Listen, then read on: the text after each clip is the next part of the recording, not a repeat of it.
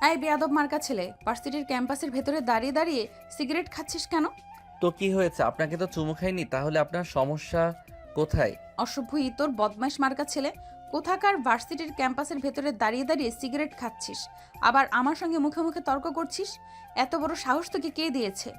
Madam, আমাকে কারো সাহস দিতে হয় না, আমি নিজে সাহস নিয়ে জন্মেছি। তাছাড়া আমি কারো বাপের টাকায় সিগারেট খাচ্ছি না যে কেউ আমাকে কোনো কথা বলে আমাকে সেটা শুনতে হবে। দয়া করে চুপচাপ এখান থেকে চলে যান, আমার সঙ্গে ঝামেলা করতে আসবেন না। তুই কত বড় বেয়াদব আমি সেটাই বুঝতে পারছি না। একে তো ক্যাম্পাসের ভেতরে দাঁড়িয়ে দাঁড়িয়ে সিগারেট খাচ্ছিস, তারপর আবার আমার সঙ্গে বেয়াদবের মতো তর্ক করছিস। তুই জানিস আমি কে? আপনি কে সেটা জানি, আমার কি কোনো লাভ আছে নাকি আপনি আমাকে চাকরি দেবেন? যে আপনি কে সে সম্পর্কে আমাকে জানতে হবে? শুনুন, আমি আপনার সম্পর্কে জানতে অবগত নই। দয়া করে মানে এখান থেকে কেটে পড়ুন। আমি যাব না এখান থেকে। তুই কি করতে পারিস সেটা আমি দেখতে চাই। তোর কত বড় ক্ষমতা, তুই আমার সঙ্গে মুখে মুখে তর্ক করিস? কথাটা বলতে দেরি হলো, কিন্তু তখনই সাগর টুক করে তিশার ঠোঁট দুটো নিজের দখলে নিয়ে নিতে দেরি করলো না। 2 মিনিট লিপ কিস করে তারপরে ছাড়লো। সাগরের কাছ থেকে ছাড়া পেয়ে দিশা গলা কাটা মুরগির মতো জোরে জোরে নিঃশ্বাস নিচে থাকে। এটা দেখে সাগর বলল, কি ব্যাপার ম্যাডাম, এরকম গলাকাটা মুরগির মতো ফুসকাচ্ছেন কেন? সাগরের কাছ থেকে ছাড়া পেয়ে সাগরের 2 গালে 2টা ঠাস ঠাস করে চর বসিয়ে দিয়ে বলতে লাগলো, বেয়াদব অসভ্য ইতর লম্পট চরিত্রহীন ছেলে কোথাকার! তুই কি করে এই ভার্সিটিতে পড়াশোনা করিস এটা আমিও দেখে নিব। তুই জানিস না আমি কে আর কি আমার পরিচয়। ঠিক আছে ম্যাডাম, আমিও দেখতে চাই আপনি কি করতে পারেন, আপনার ক্ষমতার জোর কতটুকু। সাগরকে সাজা দেবে বলে তিশা সেখান থেকে টিচার্স রুমে চলে গেল। এদিকে সাগর তার বন্ধুদের নিয়ে আগের মতোই সিগারেট খেতে লাগলো। সিগারেট খাওয়া শেষ হলে তারপর বন্ধুরা সবাই মিলে ক্লাসরুমে চলে আসলো। আজ তাদের অনার্স চতুর্থ বর্ষের প্রথম ক্লাস। যদিও তার সব বন্ধুরা মিলে এক সপ্তাহ ক্লাসে এসেছে, আসলে সব বন্ধুরা মিলে একটু ঘুরতে বের হয়েছিল। পড়াশোনার চাপে পড়ে তাদের তো কখনোই সেরকমভাবে ঘোরাঘুরি করা হয়ে ওঠে না। তাই অনার্স দ্বিতীয় বর্ষের পরীক্ষা শেষ হলেই সব বন্ধুরা মিলে ঘুরতে চলে গিয়েছিল। আর সেখানে গিয়ে প্রায় তারা 15 দিনের মতো কাটিয়ে দিয়েছে। আসলে সব বন্ধুরা মিলে এক জায়গায় ঘুরতে গিয়েছে, তাদের সেখান থেকে আর আসতেই মন চাইছিল না। আর তারা যেখানে ঘুরতে গিয়েছিল সেই এলাকাটা ছিল সাগরের নানার বাড়ি। তাই তারা ঘোরাঘুরি শেষ করে নানার বাড়িতে চলে গিয়েছিল। আর এটা ছিল সাগরের প্রায় 7 বছর পর নানার বাড়িতে যাওয়া। তাই নানার বাড়ির লোকজন তাদেরকে আসতেই দিচ্ছিল না। যাই হোক ভিউয়ার্স, চলুন কথা না বাড়িয়ে মূল গল্পে ফিরে আসি। এদিকে সাগর আর তার বন্ধুরা যখন ক্লাসে আসে তখনই প্রিন্সিপাল স্যার একটা মেয়েকে নিয়ে ক্লাসরুমে প্রবেশ করলো। তখন সামনের দিকে তাকিয়ে দেখলো এই মেয়েটা অন্য কেউ নয়, একটু আগেই যে মেয়েটার সঙ্গে ঝগড়া হয়েছে সেই মেয়েটাই। তখনই প্রিন্সিপাল সবাইকে উদ্দেশ্য করে বলতে লাগলো, ডিয়ার স্টুডেন্ট, এই হলো তিশা, তোমাদের নতুন টিচার। উনি আগে চট্টগ্রাম সিটি ইউনিভার্সিটিতে নিযুক্ত ছিলেন, আর গতকালকেই ওনার এখানে ট্রান্সফার হয়েছে। তোমরা সবাই ওনার সঙ্গে পরিচিত হয়ে নাও। এই কথা বলে প্রিন্সিপাল স্যার ক্লাসরুম থেকে বের হয়ে চলে গেল। আর তারপর প্রত্যেকটা স্টুডেন্ট নিজের থেকেই ম্যাডামের সঙ্গে পরিচিত হতে লাগলো। আর এদিকে দেখতে দেখতে সাগরের পালা চলে আসলো। কিন্তু সাগর তখনও তিশার দিকে হা করে তাকিয়ে আছে, কোনো কথাই বলছে না। তখনই তিশা বলতে লাগলো, এই বেয়াদব মার্কা ছেলে, কি করো তুমি? এখনো বসে আছো কেন? তুমি তোমার পরিচয় দিচ্ছ না কেন? নাকি তোমাকে আলাদা করে তোমার পরিচয় জিজ্ঞাসা করতে হবে? হ্যাঁ অবশ্যই, কেন নয়, আমি সবার চাইতে স্পেশাল। আমি সবার সঙ্গে কেন নিজের পরিচয় দেব? আমাকে আলাদা করে আমার পরিচয় জিজ্ঞাসা করতে হবে, তাহলেই আমি আমার পরিচয় দেব। তা না হলে আমি আমার পরিচয় দিতে বাধ্য নই। এই কথা বলে সাগর পূর্বের ন্যায় বসেই রইল। এদিকে সাগরের এরকম বেয়াদব মার্কা আচরণ দেখে তিশা অনেকটাই রেগে গেল। আর তখনই সাগরের সামনে এসে দাঁড়িয়ে তার শার্টের কলার ধরে টেনে দাঁড় করালো। আর তারপরেই বলতে লাগলো, আমার ক্লাসে কোনো বেয়াদব মার্কা ছেলের জায়গা নেই। তুই এক্ষুনি ক্লাস থেকে বের হয়ে চলে যা। আমি তোর চেহারাটাও এখানে দেখতে চাইছি না। ম্যাডাম, আপনি আমার শার্টের কলারটা ছাড়ুন, আর তারপর কথা বলুন আমার সঙ্গে। কেউ খারাপ আচরণ করলে আমার কিন্তু মাথা একদম ঠিক থাকে না। চটকনা মেরে একদম তোর সব কটা দাঁত ফেলে দিব, আর বেয়াদবি বের করে দিব। টিচারের সঙ্গে কিভাবে কথা বলতে হয় এটা তোর ফ্যামিলি থেকে তোকে শিক্ষা দেয়নি নাকি? শেষবারের মতো বলছি, আপনি আমার ফ্যামিলি নিয়ে কথা বলবেন না। এখানে আমি পড়াশোনা করতে এসেছি, আমার ফ্যামিলি আসে না। তাছাড়া আমি তো আপনাকে বললাম আপনি আমার শার্টের কলারটা ছেড়ে তারপর আমার সঙ্গে কথা বলুন, কিন্তু আপনি তো আমার কোনো কথাই শুনছেন না। কিন্তু এদিকে তিশা সাগরের কথায় কোনো পাত্তা না দিয়ে সাগরের শার্টের কলার ধরে টানতে টানতে ক্লাসরুমের বাইরে নিয়ে আসলো। আর তখনই প্রিন্সিপাল স্যার সেদিক দিয়েই যাচ্ছিলেন। এরকম কর্মকাণ্ড দেখে প্রিন্সিপাল স্যার সেখানে আসলেন আর বলতে লাগলেন, কি হয়েছে তিশা, তুমি সাগরের শার্টের জন্য বাইরে নিয়ে আসতে কেন? সাগর কি কিছু করেছে নাকি? এই কথা আপনি আমাকে জিজ্ঞেস করছেন কেন? আপনি এই কথাটা আপনার বেয়াদব মার্কা ছাত্রকে জিজ্ঞেস করেন যে আমার সঙ্গে কি করেছে। আমি ভাবতেই পারছি না আমি কিনা শেষে এমন একটা ভার্সিটিতে চাকরি নিলাম যেখানে কিনা প্রত্যেকটা স্টুডেন্ট চরম বেয়াদব। সাগর, তুমি ম্যাডামের সাথে কি করেছো? ম্যাডামের খেপে গেল কেন? স্যার আপনি বিশ্বাস করুন, আমি ম্যাডামের সঙ্গে সেরকম কিছুই করিনি। ম্যাডাম সবাইকে পরিচয় জিজ্ঞাসা করছিল, কিন্তু আমাকে জিজ্ঞাসা করেনি, তাই আমি ম্যাডামের কাছে আমার পরিচয় দেইনি। ব্যাস এইটুকুই। ম্যাডাম, এখানে তো আমি সাগরের কোনো দোষ দেখতে পাচ্ছি না। আপনি যদি তাকে জিজ্ঞেস করতেন তাহলে অবশ্যই সে আপনাকে বলতো।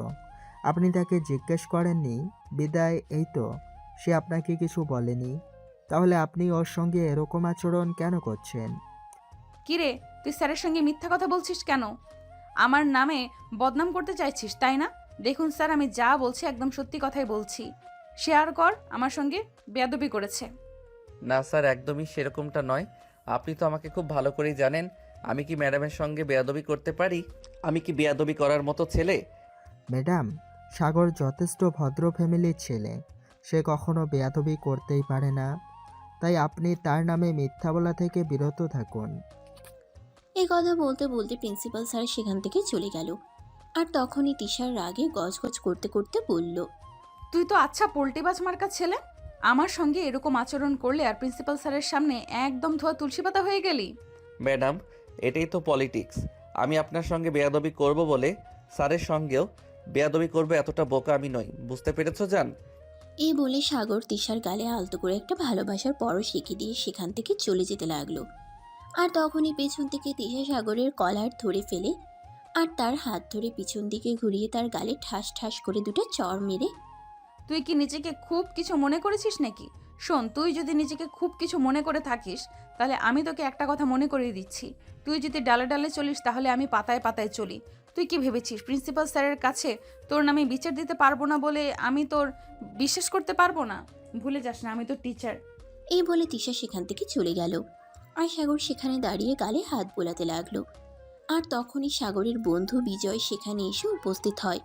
আর সাগরকে এভাবে গালে হাত বুলাতে দেখতে পেয়ে বিজয় সাগরকে প্রশ্ন করে, কি ব্যাপার দোস্ত, কি হয়েছে? তুই এভাবে তোর গালে হাত বোলাচ্ছিস কেন? কেন গালে হাত বুলাচ্ছি এটা বুঝতে পারছিস না? ম্যাডাম আমার গালে কিস করেছে। আরে দোস্ত, এসব কি বলছিস? তোর কি মাথা খারাপ হয়ে গেছে নাকি? ম্যাডাম তোকে কিস করতে যাবে কোন দুঃখে? আরে শালা, আমি তোকে মিথ্যা বলতে যাব করলো কে? আমি যা বলছি একদম সত্য কথাই বলছি।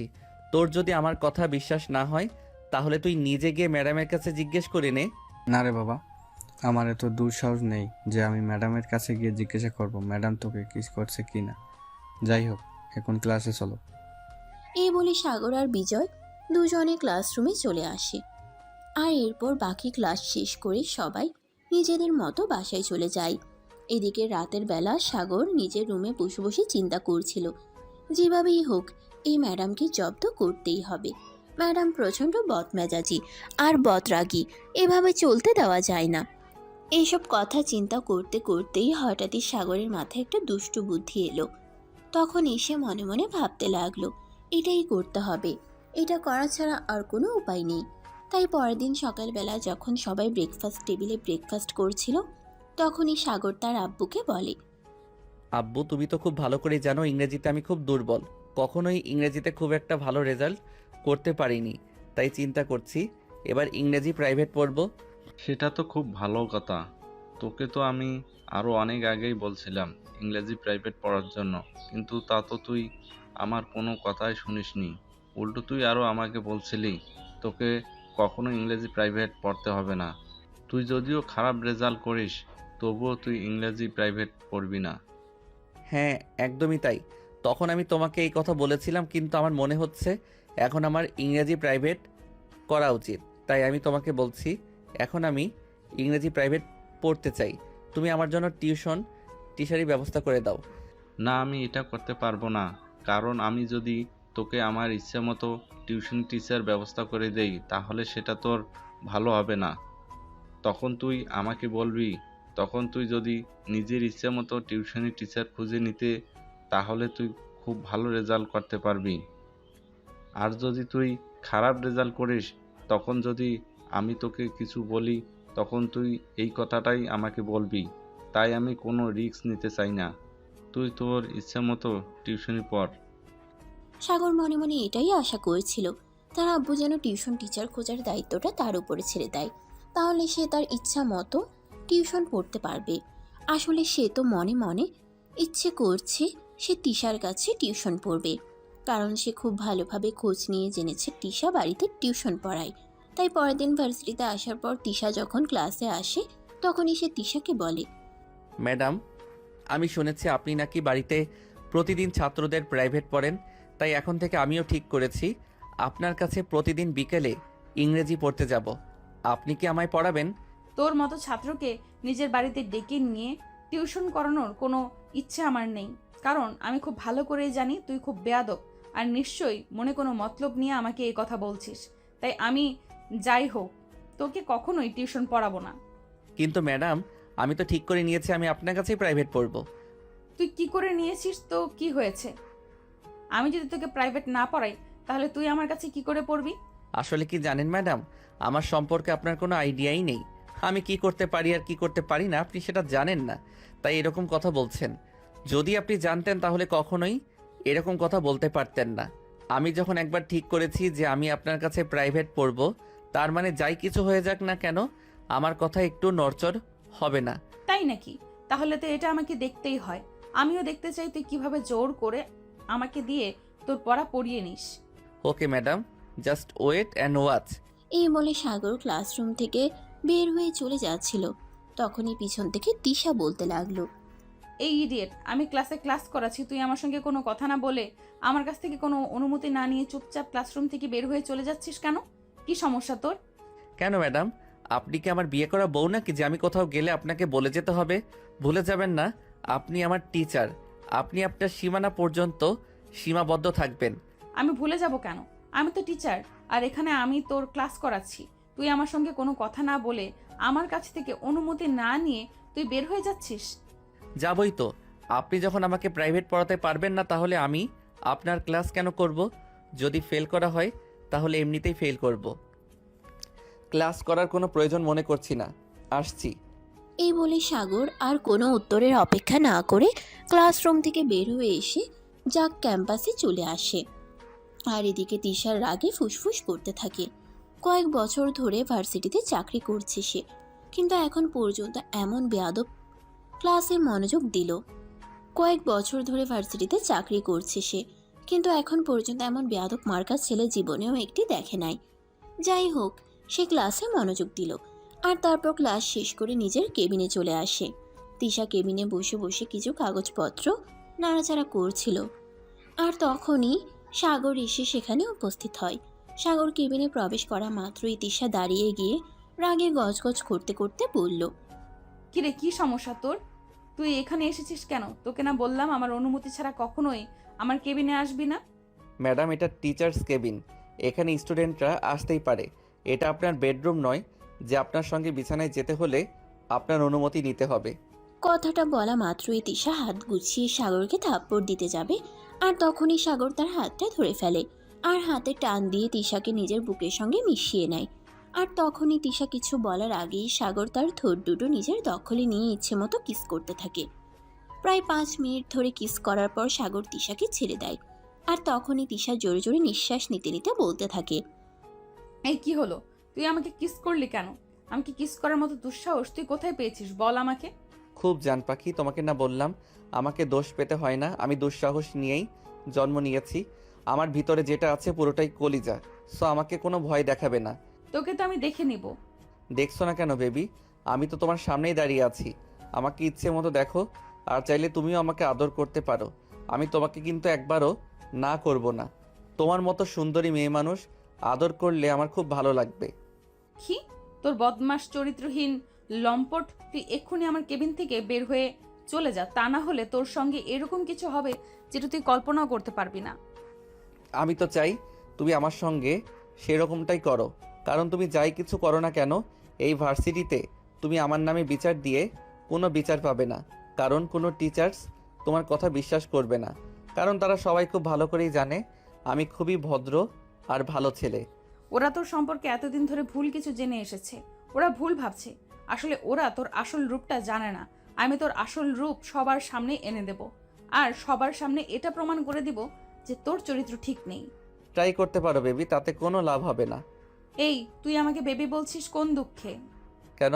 বউ বললে বেশি খুশি হবে নাকি বউ বললো যে তুমি বেশি খুশি হও? তাহলে এখন থেকে তোমাকে বউ বলেই ডাকবো। I say just get out. আমি তোর চেহারাটাও দেখতে চাচ্ছি না। আমার এখন কিন্তু প্রচন্ড পরিমাণ রাগ হচ্ছে। মেয়ে মানুষের এত রাগ থাকতে নেই বেবি, তুমি এখন শান্ত হও, আমি তোমাকে আর জ্বালাবো না। এই যে চলে যাচ্ছি, তবে যখন আমার আদর খেতে ইচ্ছে করবে তখন আমি আবার চলে আসব। জানো বেবি, তোমার ঠোঁট দুটো কিন্তু সেই মিষ্টি, আমার কিন্তু হেব্বি লেগেছে। কি? তোর বদমাস চরিত্রহীন লম্পট, জাস্ট বেরিয়ে যায় এখান থেকে।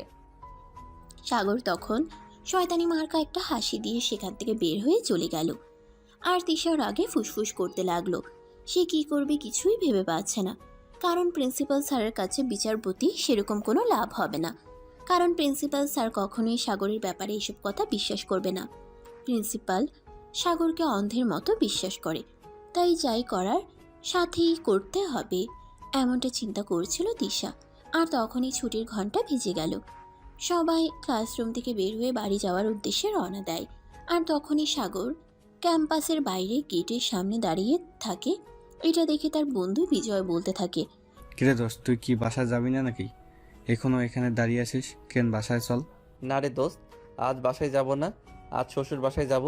আমার বউ বলেছে আজ নাকি আমাকে নিয়ে শ্বশুর বাসায় যাবে। তুই কি বলছিস এসব? আমি তো এটাই বুঝতে পারছি না, তোর কি আসলেই মাথা খারাপ হয়ে গেছে যে তুই পাগলের মতো প্রলোভ করছিস? তুই তো এখনো বিয়েই করলি না, তাহলে তোর বউ আসলো কোথা থেকে? তাও আবার ভার্সিটিতে, এসব কি বলছিস তুই? আরে ভাই, এত চিন্তা করার কি আছে? আমি যা বলছি একদম সত্য কথা বলছি। আর তুই ওয়েট কর, আমার বউ এক্ষুনি চলে আসবে, তাহলে তুই আমার বউকে দেখতে পাবি। আর আমার কথা তোকে বিশ্বাস না হয় তাহলে তুই আমার বউকে জিজ্ঞাসা করে নিশ্চয়ই আমার বউ হয় কিনা। হ্যাঁ, সেটাই তো করতে হবে, এটা ছাড়া তো আর কোনো উপায় নেই। কারণ আমার মনে হয় তোর মাথা পুরোপুরি নষ্ট হয়ে গেছে, তোর মুখে যা আছে তুই তাই বলে যাচ্ছিস। এভাবে দুজনের মধ্যে কথা চলছিল। তখনই তিশা ভার্সিটির গেটের সামনে আসতেই সাগর তিশাকে উদ্দেশ্য করে বলতে থাকে, জান আমি এদিকে চলে আসো। এই কথা শুনে তিশা একবার আশপাশ তাকালো, তার চারপাশে কাউকেই দেখতে পেল না। তখন সে সাগরের দিকে এগিয়ে এসে বলতে লাগলো, এইসব তুই কি বলছিস? তোর কি আসলে মাথা খারাপ হয়ে গেছে নাকি? একদম চর মেরে তোর সব কটা দাঁত ফেলে দেব বলে দিলাম। তুই আমাকে জান বলছিস কেন? আরে বউ জামাই কিভাবে মেজাজ দেখাতে হয় না, তাছাড়া জামাইকে যদি তোমার মেজাজ দেখাতেই হয় তাহলে বাসায় দেখিও, এটা রাস্তা, এখানে মেজাজ দেখিও না। সবাই তোমাকে খারাপ বলবে, বলবে মেয়েটার চরিত্রে ঠিক নেই, জামাইয়ের সঙ্গে যা ইচ্ছা তাই ব্যবহার করে। আমার চরিত্র ঠিক নেই তো মানুষের কি হয়েছে? আমি যা ইচ্ছা তাই করব, তাতে কারোর কোনো সমস্যা থাকলে তাহলে সেটা নিজের চোখ আর কান দুটোই বন্ধ করে রাখো। তাছাড়া তুই আমাকে বউ কেন বলছিস? আমি তো সেটাই বুঝতে পারছি না। আরে বাবা, বউকে বউ বলবো না তো ভাবি বলবো নাকি? আমি তো সেটাই বুঝতে পারছি না। তুমি আমার বউ, তাহলে তো তোমাকে আমি বউ বলেই ডাকবো, তাই নয় কি? তোর সঙ্গে আমার কবে বিয়ে হয়েছে? আমি বউ হলাম কবে থেকে তোর? বিয়ে হয়নি তো কি হয়েছে, বিয়ে হবে তো, তাই তোমাকে আগে থেকে বউ বলে ডাকার অভ্যাস করেছি যাতে পরে ডাকতে সমস্যা না হয়। আগে থেকে প্র্যাকটিস করে রাখছি, বুঝতে পেরেছো বউ? তোর প্র্যাকটিসের খাতায় আগুন। আমি মরে গেলেও জীবনেও তোর মতো বদমাইশ এই তোর চরিত্রহীন লম্পট ছেলেকে কখনোই বিয়ে করব না। তুই আমার চোখের সামনে থেকে সর। আমি বাসায় যাওয়ার সময় হয়ে গেছে। বাসায় ফিরতে দেরি হলে আমার আম্মু আমার জন্য চিন্তা করবে। তাছাড়াও বাসায় গিয়ে আমার কাজ আছে, আমার স্টুডেন্টরা এসে বসে থাকবে, আমি তাদেরকে পড়াবো। উফ বউ আমার, তুমি স্টুডেন্ট পড়াতে গিয়ে তুমি তোমার জামাইকে ভুলে যাচ্ছ। তোমার জামাইকে তো পড়াতে হবে। তুমি যদি তোমার জামাইকে না পড়াও তাহলে তোমার জামাইকে পড়াবে কে? তাই বলছি কি চুপচাপ বাইকে উঠে বসো, আমি তোমাকে নিয়ে আমার শ্বশুর বাসায় চলে যাচ্ছি। তারপর না হয় প্রাইভেট পড়া শেষ হলে আমি আমার নিজের বাসায় চলে আসব, তোমাকে আমার শ্বশুর বাসায় রেখে। দেখ, এখন কিন্তু খুব মেজাজ খারাপ হচ্ছে। তুই এমন কিছু করবি না যাতে আমি রাস্তার মধ্যে তোর গায়ে হাত তুলতে বাধ্য হই। আর সেটা তোর জন্য, আমার জন্য, কারোর জন্যই কিন্তু খুব একটা ভালো হবে না। আমার সঙ্গে ভালো কিছু হোক সেটা আমি চাইও না, তাই তোমার যা ইচ্ছে তুমি তাই করতে পারো। কারণ কি জানো তো, তুমি কোনো একটা ঝামেলা হলে সেখানে কিন্তু ছেলের দিকে খুব একটা আঙুল তোলা হয় না, মেয়েদের দিকেই কিন্তু খুব বেশি আঙুল তোলা হয়। তাই তুমি নিজেই ঠিক করে নাও কোনটা করবে তুমি। কি সমস্যা তোর? তুই আমার কাছে কি চাস বল তো শুনি। আদর, ভালোবাসার, যত্ন সব কিছু তোমাকে আমি আমার বউ বানাতে চাই, ব্যাস সেইটুকুই, এরপর আর কিছু চাই না আমার। এই আশা পূর্ণ হবে না তোর, এই আশার গুড়ে বালি। এখন চুপচাপ মানে এখান থেকে কেটে পড়তো, তা না হলে কিন্তু তোর সঙ্গে কি হবে আমি এটাই কল্পনা করতে পারছি না। বাসর হলেও আমার সমস্যা নেই, আমার সঙ্গে এভাবে কথা বলতো, তাড়াতাড়ি চলো শ্বশুরবাড়ি। দেখ, আমি তোকে একদম সত্যি কথা বলছি, এখন কিন্তু আমার খুব বেশি মেজাজ খারাপ হচ্ছে। আর আমার মেজাজ খারাপ হলে আমি কি করি তার কিন্তু কোনো গ্যারান্টি নিতে দয়া করে পারছি না। দয়া করে এখান থেকে চলে যা আর আমাকে আমার মতো থাকতে দে। লক্ষ্মী বউ আমার, তুমি আমার সঙ্গে এরকম করো না, তুমি আমার সঙ্গে এরকম করলে আমার একটু ভালো লাগে না। চলো না আমাকে শ্বশুরবাড়ি নিয়ে। এই কথা বলেই সাগর তিশার হাতটা ধরে টান দিয়ে তার বাইকে উঠে বসায় আর সঙ্গে সঙ্গে বাইক স্টার্ট করে। এদিকে আর একটুর জন্য তিশা পড়ে যাচ্ছিল, তাই তিশা কোনো রকমে সাগরের হাতটা ধরে নেয়। এদিকে সাগর একটানে একদম তিশার বাসার সামনে এনে দাঁড় করলো। তিশা বাইক থেকে নেমেই বলতে লাগলো, কি রে, কি ব্যাপার? আমি তো কিছুই বুঝতে পারলাম না। তুই আমার বাড়ির ঠিকানা জানিস কি করে? আর জানে এত অবাক হবার কি আছে? শ্বশুরবাড়ির ঠিকানা কি কারোর অজানা থাকে নাকি? আমি নিজে নিজে তোমার বাড়ির খোঁজই নিয়েছিলাম, তাই তো ঠিকঠাক মতো চলে আসতে পারলাম। বলো, আমি একদম ঠিক কাজ করেছি তো? ডিম করেছিস, আমি খুব ভালো করেই বুঝতে পারছি। তুই প্রত্যেক দিন আমাকে ফলো করতি, আর ফলো করতে করতে তুই আমার বাসার ঠিকানা জেনে গেছিস, তাই না? তোমার যা ইচ্ছে হয় তুমি তাই চিন্তা করতে পারো, তাতে আমার কিছু যায় আসে না। তবে জান শোনা, তোমাকে একটা কথা বলি, ভালোবাসার মানুষের ব্যাপারে খোঁজখবর নেওয়া কিন্তু খারাপ কিছু না, বরং এটা খুবই ভালো একটা ব্যাপার। এই হারামজাদা, তোকে আমি কবে বললাম আমি তোর ভালোবাসার মানুষ? ও মা, সব কথা কি মুখে বলতে হয় নাকি? কিছু কথা বুঝে নিতে হয়, তাই আমি তোমার কিছু কথা বুঝে নেওয়ার চেষ্টা করি। তুমি মুখে না বললেও মনে মনে ঠিকই আমাকে ভালোবাসো। আমি মনে মনে কেন তোর স্বপ্ন, তোকে ভালোবাসার কথা কখনো চিন্তাও করি না। তুই আমাকে নিয়ে এসব বাজে বাজে চিন্তা আর স্বপ্ন দেখা বন্ধ কর, এটা তোর জন্যই ভালো হবে। উফ জান পাখি, তুমি কি এখন আমাকে এখানেই দাঁড় করিয়ে রাখবে নাকি বাড়ির ভেতরে নিয়ে যাবে? আমার তো দাঁড়িয়ে থাকতে থাকতে একদম পা ব্যথা হয়ে যাচ্ছে। তোকে আমি কোনোদিনও আমার বাড়ির ভেতরে নিয়ে যাব না। আর তুই এক্ষুনি এখান থেকে চুপচাপ চলে যা। দেখ, এটা আমার বাড়ি, আর এখানে যদি আমার সঙ্গে সিনক্রেট করিস তাহলে এর পরিণাম খুব খারাপ হবে। আমি বুঝতে পেরেছি, তোমার সঙ্গে কথা বলে কোনো লাভ হবে না, যা করার আমাকেই করতে হবে। এই কথা বলে সাগর সেখানে আর এক মুহূর্তও না দাঁড়িয়ে হনহন করে বাড়ির ভিতরে প্রবেশ করে। এটা দেখে তিশার রাগ আরও 4 গুণ বেড়ে গেল। তিশা তাড়াতাড়ি বাড়ির ভেতরে আসে। সাগর যেই না ড্রয়িং রুমে সোফায় বসতে যাবে, অমনি তিশা তার হাতটা ধরে বলে, তোর দুইটা পায়ে ধরিতে এখানে সিনক্রেট করিস না। দেখ, এমনিতেই আমার বাবা মাকেও বেঁচে নেই, ভাই ভাবির সংসারে পড়ে আছি। এমনিতেই আমাকে প্রতিনিয়ত অনেক কথা শুনতে হয় তোর জন্য। আর কোনো ঝামেলা হোক এটা আমি চাই না। তোমাকে এখানে পড়ে থাকার কথা কে বলেছে? তুমি আমার সঙ্গে চলো, আমি তোমাকে আমাদের বাড়িতে নিয়ে যাব, আর তারপর সেখানে তুমি পার্মানেন্টলি থাকবে। তোমাকে কেউ কিছু বলবে না, আর আমার বাড়িতে তোমাকে কেউ কিছু বলার সাহস পর্যন্ত পাবে না। না, আমি কোনোভাবেই তোর সঙ্গে তোর বাড়িতে যাব না। তাছাড়া আমি তোর বাড়িতে যেতে যাব কেন? আমার বাবা মা বেঁচে নেই, তাতে কি হয়েছে? আমার ভাইয়া ভাবি তারা তো আছে, তারা আমার জন্য খুব চিন্তা করে। আমি তাদের উপর অনেক ভরসা করি। তারা আমাকে দেখে শুনে খুব ভালো ছেলের সঙ্গেই বিয়ে দেবে। তাছাড়া আমাকে যে বিয়ে করতেই হবে সেরকম কোনো বাধ্যবাধকতা আমার জীবনে নেই। আমি পড়াশোনা শেষ করেছি, চাকরি করছি, নিজে ইনকাম করছি। এখন আমি নিজের পয়সায় চলতে পারি, তাই কারোর হেল্প প্রয়োজন নেই। হ্যাঁ, এটা ঠিক আছে যে তোমার জীবনে পয়সার কোনো প্রয়োজন নেই, কিন্তু আমার জীবনে তোমাকে আমার প্রয়োজন আছে। তাই এখানে যা হওয়ার হোক, আমি যখন চলে এসেছি তখন আর কোনোভাবেই যাব না। ড্রয়িং রুমে কথা কাটাকাটির আওয়াজ শুনে তিশার ভাবি সেখানে চলে আসে। আর তিশার ভাবি এসে তিশাকে উদ্দেশ্য করে বলতে থাকে, এটা বাড়ি নাকি মাছের বাজার? আমি তো সেটাই বুঝতে পারছি না। এভাবে এখানে চিৎকার চেঁচামেচি হচ্ছে কেন? ভাবি, চিন্তার কোনো কারণ নেই। এখানে চোর ডাকাত আসেনি, এই বাড়ির হবু জামাই এসেছে। হবু জামাই মানে? এই ছেলে, তুমি আবার কে? একটা আপদকে পালতে পারছি না, আর এখানে আবার তুই এসে হাজির হয়েছিস। চুপচাপ এখান থেকে চলে যা বলছি। ও আচ্ছা, এই ব্যাপার।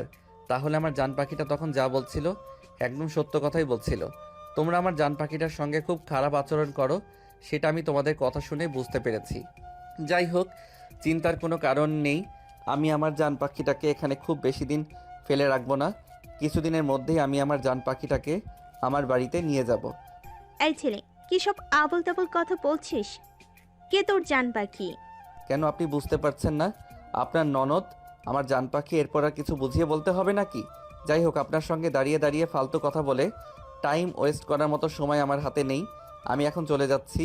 তবে হ্যাঁ, একটা কথা আপনাকে বলে যাচ্ছি, ভুল করেও আপনি আমার জান পাখিটার সঙ্গে খারাপ আচরণ করার দুঃসাহসও দেখাবেন না। তাহলে কিন্তু আপনার সঙ্গে খারাপ কিছু হয়ে যেতে পারে, এটা আমি বলে দিলাম। ওকে, কই তুমি শুনছো? তোমার বোন কোথা থেকে গুন্ডা মাস্তান ভাড়া করে এনেছে, আর আমাকে থ্রেট দিচ্ছি। তুমি তাড়াতাড়ি এখানে আসো। কি হয়েছে? তুমি কি আমাকে একটু শান্তিমতো ঘুমাতে দেবে না নাকি? এমনিতে চিৎকার চেঁচামেচি করে সারাদিন বাড়ি মাথায় তুলে রাখো, এখন আবার এভাবে চিৎকার চেঁচামেচি করছো কেন? আমি কথা বলি তোমার কাছে, সেটা চিৎকার আমি কথা বলি তোমার কাছে, সেটা চিৎকার চেঁচামেচি মনে হয়। কিন্তু বাড়িতে যে এত কিছু ঘটে যাচ্ছে, সেদিকে তোমার কোনো খেয়াল নেই। এই দেখো, এখানে কে এসেছে, আর এই ছেলেটা কিসব আবল তাবল কথা বলছে। তুমি শিগগিরই এখানে আসো। তিশার ভাবির চিৎকারে তিশার ভাইয়া আর বেশিক্ষণ রুমের মধ্যে টিকে থাকতে পারলেন না। ওনাকে ড্রয়িং রুমে আসতেই হলো। সাগর ভদ্রভাবে তিশার ভাইয়াকে সালাম দেয় আর বলে, আসসালামু আলাইকুম বড় ভাইয়া, কি অবস্থা? কেমন আছেন আপনি? ওয়ালাইকুম আসসালাম। এই তো আল্লাহর রহমতে ভালোই আছে, কিন্তু তুমি কে? তোমাকে তো চিনতে পারলাম না। ইনফ্যাক্ট তোমাকে আজকের আগে কখনো দেখেছি বলে মনে হয় না। আসলে ভাইয়া, আজকের আগে কখনো তো আমি আপনাদের বাড়িতে আসিনি, আর আপনার সঙ্গে আমার দেখা হয়নি, তাহলে চিনবেন কিভাবে? যাই হোক, আপনার সঙ্গে পরিচিত হয়ে ভালো লাগলো। আর একটা কথা বলার ছিল আপনাকে। আমি আর তিশা আমরা দুজন দুজনকে ভালোবাসি। আপনি যদি পারমিশন দেন তাহলে আমি আমার ফ্যামিলিকে জানাতে পারি। ও তাই নাকি? পারমিশন দেওয়ার কি আছে? তুমি এই আপদটাকে নিয়ে এখান থেকে চলে যাও। আমি এই আপদ থেকে সহ্য করতে পারছি না। যত তাড়াতাড়ি এই আপদ আমার বাড়ি থেকে চলে যাবে, আমি ততটাই নিরাপদ আর সুস্থ থাকবো। এই চুপ করো তুমি। কী সব আবল তাবল কথা বলছো? এই সম্পত্তিতে আমার যতটুকু অধিকার, ওর স্বাভাবিক ততটুকুই অধিকার রয়েছে। তুমি কেন এই মেয়েটার সঙ্গে বারবার এরকম খারাপ আচরণ করো? মেয়েটা চাকরি করতে আজ 3 বছর ধরে, তার চাকরির সমস্ত পয়সা আমাদের সংসারের পেছনে ঢেলে দিচ্ছে, তারপরও কেন তোমার মন পাওয়া যায় না? দেখো, আমার মন পাওয়া এত সহজ ব্যাপার নয়। যাই হোক, আমি বেশি কথা বলতে চাই না। তোমার বোন যত তাড়াতাড়ি এই বাড়ি থেকে চলে যাবে, আমি তত তাড়াতাড়ি মুক্তি পাবো। আমি তোমার বোনকে একদম সহ্য করতে পারি না, সেটা তুমি তো খুব ভালো করেই জানো। তারপর কেন এত কথা ঘোরাও? ঠিক আছে ভাবি, কোনো সমস্যা নেই। তোমাকে আমার বউকে আর বেশি দিন সহ্য করতে হবে না। আমার বাবা ব্যবসার কাজে কানাডায় গেছেন, ওখান থেকে ফিরে আসলে আমি আমার বাবার সঙ্গে কথা বলবো এবং আমার বউকে আমাদের বাড়িতে নিয়ে যাব। এই ছেলে, চুপ কর তুই। সে কখন থেকে তোর বকবকানি শুনছি আমি, আর তোর বকবকানি সহ্য করতে পারছি না। দেখ, আমার জীবনটা এমনিই অনেক কষ্টের। জন্মের পর বাবা মা কি জিনিস পাইনি। ভাইয়া অনেক কষ্ট করে লালন পালন করে আমাকে মানুষ করেছে, নিজে না খেয়ে থেকেছে, কিন্তু আমাকে কখনো কষ্ট কি জিনিস বুঝতে দেয়নি। আমার বিয়ের ব্যাপারে যদি সিদ্ধান্ত নিতেই হয়, তাহলে আমার ভাইয়া দেখে শুনে তার পছন্দ মতো একটা ছেলের সাথে আমাকে হাতে তুলে দেবে। সে যদি রিক্সাওয়ালাও হয় তাতেও আমার কোনো আপত্তি নেই। এত যখন ভাইয়ের কষ্ট বুঝিস, তাহলে এখনো এখানে পড়ে আছিস কেন? যাস না কেন এই বাড়ি থেকে? চলে যা। আমি তোর ভাইকে নিয়ে একা একা থাকতে চাই। তুই সেটা কেন বুঝিস না? চলে যা এখান থেকে। শোনো, তোমাকে আমি আরও একবার শেষবারের মতো বলছি, তুমি এরকম করো না আমার বোনের সঙ্গে। আমার বোনটা জন্মের পর মা বাবা পায়নি। আমি আমার বোনটাকে সেরকম সুখে কখনো রাখতে পারিনি। শুধুমাত্র আমার মা বাবা রেখে যাওয়া বাড়িটা ছিল বলেই আমার ভাই বোন এখনও মাথার উপরে ছাদটা পায়। তা না হলে হয়তো রাস্তাতেও আমাদের জায়গা হতো না। আর তুমি কি না আমার এই বোনটার সঙ্গে এত খারাপ আচরণ করো? যাই হোক ভাইয়া, আজ তাহলে আমি আসি। আমি আবার আসব, তবে আবার যেদিন আসবে সেদিন কিন্তু আর খালি হাতে ফিরে যাব না। আমি আমার বউকে আমার সঙ্গে নিয়ে যাব। এই কথা বলতে বলতে সাগর বাড়ি থেকে বের হয়ে গেল। আর এদিকে তিশা ড্রয়িং রুমের সোফায় বসে কান্না করছে। তখনই তার ভাইয়া তার পাশে এসে বসলো আর তার মাথায় হাত বুলাতে বুলাতে বলল, প্লিজ বোন আমার, তুই মন খারাপ করিস না। তুই মন খারাপ করে রাখলে আমার খুব খারাপ লাগে। তুই জানিস না তোর কষ্ট আমি সহ্য করতে পারি না। হ্যাঁ ভাইয়া, সেই জন্যই আমার আরও বেশি কষ্ট হয়। ভাবি তোমার সঙ্গে আমার জন্য কত খারাপ আচরণ করে। আসলেই ভাইয়া, আমার মনে হয় আর এই বাড়িতে থাকা উচিত নয়। আমি বরঞ্চ কোনো মেসে কিংবা ছোট্ট একটা বাসায় চলে যাই। দেখ, আমি যতদিন বেঁচে আছি ততদিন তুই এ বাড়িতেই থাক। তাছাড়া এ বাড়িতে তোর অধিকারও রয়েছে। তাহলে তুই কেন তোর অধিকার ছেড়ে চলে যাবি? আমি চাই আমরা ভাই বোন যতদিন আছি ততদিন এ বাড়িতেই থাকবো। আদিক্ষেতা দেখে আর বাঁচি না। বুড়ো হয়ে যাচ্ছে মেয়েটা, কিন্তু এখনো বিয়ে দেওয়ার কোনো নাম গন্ধ নেই। দেখো, তোমাকে আমি শেষবারের মতো বলে দিচ্ছি, তুমি আমার বোনকে নিয়ে এসব ফালতু চিন্তা বাদ দাও। এই যে এদিকে আমার চাকরিটা চলে গেছে, আর এখন যদি আমার বোন আমাদের সংসার চালানোর জন্য টাকা পয়সা না দিয়ে, তো তখন কি করে সেটা তুমি একবার চিন্তা করে দেখেছো? তুমি তো সেটা একবারও চিন্তা করে দেখবে না, শুধু শুধু আমার বোনটাকে কথা শোনাবে। শোনো, তোমাকে বলছি, আর যদি আমার বোনের জায়গায় তোমার বোন থাকতো তাহলে কি তুমি কি করতে? একদম ভালো হবে না বলে দিচ্ছি। কিন্তু তুমি এসবের মধ্যে আমার বোনকে কেন টেনে আনছো? আমার বোন কি তোমার বোনের মতো নাকি? আমার বোন বিয়ে করে সংসার নিয়ে খুব শান্তিতে আছে। তুমি আমার বোনকে এসবের মধ্যে একদম জড়াতে যাবে না। এরপর আরো অনেকগুলো কথা শুনিয়ে দিয়ে তিশার ভাবি সেখান থেকে নিজের রুমে চলে গেলে। আর এদিকে তিশাও কাঁদতে কাঁদতে নিজের রুমে চলে আসে। এর পরের দিন সকালবেলা যখন ভার্সিটিতে গেল, তখনই সাগরের সঙ্গে তিশার দেখা হয়। সাগর তিশার পথ আগলে দাঁড়ায়। এটা দেখে তিশা বলতে থাকে, কি ব্যাপার, কি হয়েছে, কি সমস্যা তোমার? তুমি আজ আবার আমার সাথে থাকলে দাঁড়িয়ে আছো কেন? আমি কেন তোমার পথ আগলে দাঁড়িয়েছি সেটা তুমি জানো না, নাকি জানতে চাও না? তিশা, আমি সত্যি তোমায় ভালোবাসি। যাই কিছু হয়ে যাক না কেন, আমি কখনোই তোমাকে ছেড়ে যাব না। Please love me. এই শোনো, আবেগ দিয়ে জীবন চলে না, জীবনটাকে বিবেক দিয়ে চালাতে হয়। সো এইসব ফালতু চিন্তা মাথা থেকে ঝেড়ে ফেলে দাও। যে জিনিসটা কি কখনোই বাস্তবে রূপ পেতে পারবে না, যে জিনিসটা কখনোই তোমার হওয়ার নয়, সেই জিনিসটার উপর থেকে নিজের চোখ সরিয়ে নাও। এই কথা বলে তিশা এখান থেকে চলে গেল অপর দিকে। সেদিন বিকেল বেলা তিশা বাসায় এসে দেখে সাগর তার বাসার ড্রয়িং রুমে বসে আছে। এটা দেখে তিশা আরো অনেক বেশি অবাক হয়ে যায়। সাগরকে জিজ্ঞাসা করে, কি ব্যাপার, কি হয়েছে? তুমি আমার বাসায় আজ কেন আবার এসেছো? আমি না তোমাকে বললাম তুমি আমার বাসায় আসবে না? তারপরও কেন এসেছো? তোমার কি লজ্জা শরম কিছুই নেই নাকি? লজ্জা শরম থাকবে না কেন? অবশ্যই আছে, কিন্তু ভালোবাসার কাছে সব কিছুই হার মানে। আমি তোমায় ভালোবাসি, আর কোনো কথা শুনতে চাই না আমি। প্লিজ তুমি একবার আমাকে অনুমতি দাও, তোমাকে আমি আমাদের বাড়িতে নিয়ে যেতে চাই। এখানে আর রাখতে চাই না। আমি জানি এখানে তোমার খুব কষ্ট হচ্ছে, কিন্তু তুমি কিছু করতেও পারছো না। এসব ফালতু কথা বলা বন্ধ করো। আমি আমার নিজের বাড়িতে থাকছি, এখানে আমার কোনো কষ্ট হতে যাবে কেন? তাছাড়া আমার কোনো সমস্যা হলে সেটা আমি নিজে বুঝে নেব। তোমাকে এইসব নিয়ে চিন্তা করার কথা আমি কখনো বলিনি, আর কখনো বলবোও না। তুমি তোমার মতো করে এখান থেকে চলে যাও, আর আমি এতেই খুব বেশি খুশি হব যদি তুমি কোনোদিন আমার বাড়িতে না আসো। আমি তো চলে যাওয়ার জন্য আসিনি। আমি ঠিক করেছি আজ থেকে তোমার কাছে আমি প্রাইভেট পড়ব, আর তার বিনিময়ে আমি তোমার ফ্যামিলির সমস্ত খরচ চালাবো। এই দেখো, অনেক ফালতু কথা বলেছো, আর ফালতু কথা বলবে না। চুপচাপ এখান থেকে চলে যাও। তখনই সেখানে তিশার ভাইয়ের মেয়ে পলি দৌড়ে চলে আসে। পিপি, এই আঙ্কেলটা অনেকক্ষণ ধরে তোমার জন্য অপেক্ষা করছে। পলি, এটা আমার একটা স্টুডেন্ট।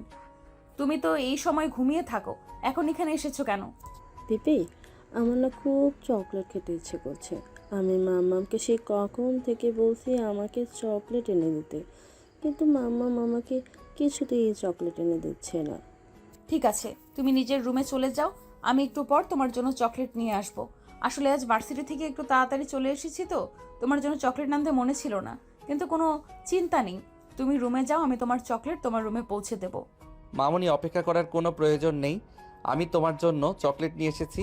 এই নাও তোমার চকলেট। এই বলে সাগর নিজের প্যান্টের পকেট থেকে দুটো চকলেট বের করে পলির হাতে তুলে দেয়। আর পলি সেই চকলেট দুটো নিয়ে কুর্সিতে নাচতে নাচতে সেখান থেকে চলে গেল। আর এদিকে এটা দেখে তিশা সাগরকে বলতে লাগলো, তোমার কোথা থেকে চকলেটটা নিয়ে এসেছো? তুমি কোথা থেকে চকলেটটা নিয়ে এসেছো? আর পলিকেই বা কেন এই চকলেটগুলো দিলে? আমি তোমার জন্য নিয়ে এসেছিলাম, আর এখন মেয়েটা চাই, তাই মেয়েটাকে দুটো চকলেট দিয়ে দিলাম। তবে চিন্তা নেই, তোমার ভাগে কিন্তু কম পড়বে না। তোমার জন্য আরও অনেকগুলো এনেছি। লাগবে না আমার, আমি চকলেট খাই না। তাছাড়া আমি ছোটবেলা থেকে কখনোই চকলেট যেরকম একটা পছন্দ করি না। যাই হোক, তুমি এখন আসতে পারো। আর হ্যাঁ, ওই যে টেবিলের উপর টাকা রাখা আছে, ওখান থেকে তুমি তোমার চকলেটের দামটা নিয়ে যাও। আমি চাই না আমার ভাতিজি বিনা টাকায় কারো কাছ থেকে কোনো কিছু খাক। এই কথা বলে তিশা ড্রয়িং রুম থেকে নিজের রুমে চলে যায়। আর এদিকে সাগর মন খারাপ না করে ড্রয়িং রুমে হাঁটাহাঁটি করে চারপাশটা খুব ভালো করে দেখতে থাকে। আর তখনই দেখতে দেখতে তিশারা আরও 4-5টা প্রাইভেট স্টুডেন্ট চলে আসে। আর তিশা তাদেরকে নিয়ে পড়তে বসায়। আর তখনই সাগর সেখানে গিয়ে পড়তে বসে। তুমি এখনো কেন এখানে রয়েছো? তোমাকে না বললাম চলে যেতে? তোমার কি আমার কোনো কথা গায়ে লাগে না নাকি? আজব তো, তোমার কাছে আমি প্রাইভেট পড়তে এসেছি, তাহলে চলে যাব কেন? তুমি যদি আর 5টা স্টুডেন্টকে প্রাইভেট পড়াতে পারো তাহলে আমাকে প্রাইভেট পড়াতে তোমার সমস্যাটা কোথায়? তুমি একটু বলবে আমায়? তোমার চরিত্র ঠিক নেই। তুমি আমার ছাত্রদের সামনে তোমার ব্যাপারে কোনো কথা বলতে চাইছি না। চুপচাপ এখান থেকে চলে যাও, আর কোনো কথা নয়। কিন্তু সাগর এক মুহূর্তের জন্য সেখান থেকে গেল না। সাগর চুপচাপ সেখানেই বসে রইল। কিন্তু তিশা একটা বারের জন্য তাকে কোনো পড়া বলে দিল না। সব স্টুডেন্ট পড়ানো শেষ হলে নিজের রুমে গিয়ে দরজা বন্ধ করে দেয়। আর এদিকে সাগর বাধ্য হয়ে নিজের বাসায় চলে আসে। আর বাসায় আসতেই তার আম্মু তাকে বলে, কি রে, কি ব্যাপার? ভার্সিটি ছুটি হয়েছে তো অনেক আগেই, তাহলে তুই এতক্ষণে বাসায় এসেছিস কেন? প্রাইভেট পড়তে গিয়েছিলাম, তোমাদেরকে বলেছিলাম না আমি এখান থেকে ইংরেজি প্রাইভেট পড়বো, তাই আমি ইংরেজি প্রাইভেট পড়তে গিয়েছিলাম। আচ্ছা ঠিক আছে, কোনো সমস্যা নাই, আমি তোর জন্য খাবার রেডি করছি। সেদিন রাতের বেলা সাগর নিজের রুমে বসে পড়াশোনা করছিল। তখনই তার ছোট বোন তার কাছে একটা অঙ্ক করতে আসে। ভাইয়া, তুই কি ব্যস্ত আছিস? না, সেরকম কোনো ব্যাপার না। কেন, তোর কিছু লাগবে নাকি? আয় না, ভিতরে আয়। আসলে ভাইয়া, এই অঙ্কটা আমি বুঝতে পারছি না। তুই যদি আমাকে অঙ্কটা একটু বুঝিয়ে দিতি তাহলে একটু ভালো হতো। আমি বুঝিয়ে দিচ্ছি, আয় এদিকে। অতঃপর সাগর বোনকে অঙ্ক বুঝিয়ে দেয়। আরেকটি দেখতে দেখতে রাতের খাবারের সময় হয়ে আসে। সবাই মিলে রাতের খাবার খেয়ে তারপর ঘুমিয়ে পড়ে। এভাবেই চলতে থাকে দিনগুলো। এরপর থেকে প্রতিদিন সাগর তিশার বাসায় যেত, কিন্তু তিশা তাকে পড়াইতো আর না, অন্য স্টুডেন্ট নিয়ে ব্যস্ত থাকতো। কিন্তু সাগরের এতে কোনো কিছুই যায় আসে না। সাগরের বন্ধু তিশার পাশাপাশি থাকার প্রয়োজন ছিল, কেন জানি না সাগর তিশার পাশাপাশি থাকতে পছন্দ করত। তিশার প্রতি তার অন্যরকম একটা মায়া কাজ করত। সেদিন দুপুরবেলা হঠাৎ করে কেন জানি তার ভার্সিটিতে মন বসছিল না, তাই সে ভার্সিটি থেকে বের হয়ে বাসার দিকে যাচ্ছিল। তখনই দেখতে পায় একটা গাড়ি অ্যাক্সিডেন্ট হয়েছে, আর সেখানে একটা পিচ্চি প্রচণ্ড ব্যথা পেয়েছে। তাই সে বাইকে দাঁড় করিয়ে দৌড়ে সেখানে চলে যায়। সেখানে গিয়ে সে দেখতে পারে পিচ্চিটা আর কেউ নয়, এটা তিশার ভাইয়ের মেয়ে পলি। সাগর এক মুহূর্তও দেরি না করে পলিকে নিয়ে হসপিটালে চলে আসে। তারপর হসপিটালে ভর্তি করায়। প্রায় 1 ঘন্টা পর পলির জ্ঞান ফিরে আসে, আর তখনই সাগর তিশাকে ফোন করে। তিশা, কোথায় তুমি? আমি জাহান্নামে আছি। কেন, তোমার কোনো সমস্যা আছে নাকি? আমি তোমাকে জিজ্ঞাসা করেছি তুমি কোথায়। তোমার সঙ্গে একটা জরুরি দরকার আছে। তুমি তাড়াতাড়ি আমাকে এটা বলো যে তুমি কোথায় আছো। আমি ভার্সিটিতে আছি। তুমি তাড়াতাড়ি করে এখনই ঢাকা মেডিকেল কলেজ হাসপাতালে চলে আসো। কেন, তুই সুইসাইড অ্যাটেম্প্ট করেছিস নাকি? দেখ, আমার এত ফালতু সময় নেই, আমি ওখানে যেতে পারবো না। আর আমি এখন ব্যস্ত আছি, দয়া করে আমাকে আর ফোন করবি না। এই কথা বলে সঙ্গে সঙ্গে তিশা ফোনটা কেটে দেয় আর নিজের ফোন সুইচ অফ করে ফেলে।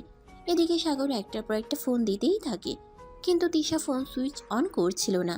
সে মনে মনে ভাবছিল সাগর হয়তো তাকে বিরক্ত করার জন্য এভাবে একটার পর একটা ফোন দিতে চলেছে। ভার্সিটি শেষ হলে সে বাসায় এসে তার ভাইয়ের কাছ থেকে জানতে পারে পলি এখনো বাসায় ফিরে আসেনি। তাই সে তার ভাইয়াকে বলে, এসব তুমি কি বলছো ভাইয়া? পলির স্কুল ছুটি হয় দুপুর 12টায়, আর এখন বিকাল 3টা বাজে। তোমরা এখনো চুপচাপ বসে আছো কেন? কোনো খবর নিচ্ছ না কেন?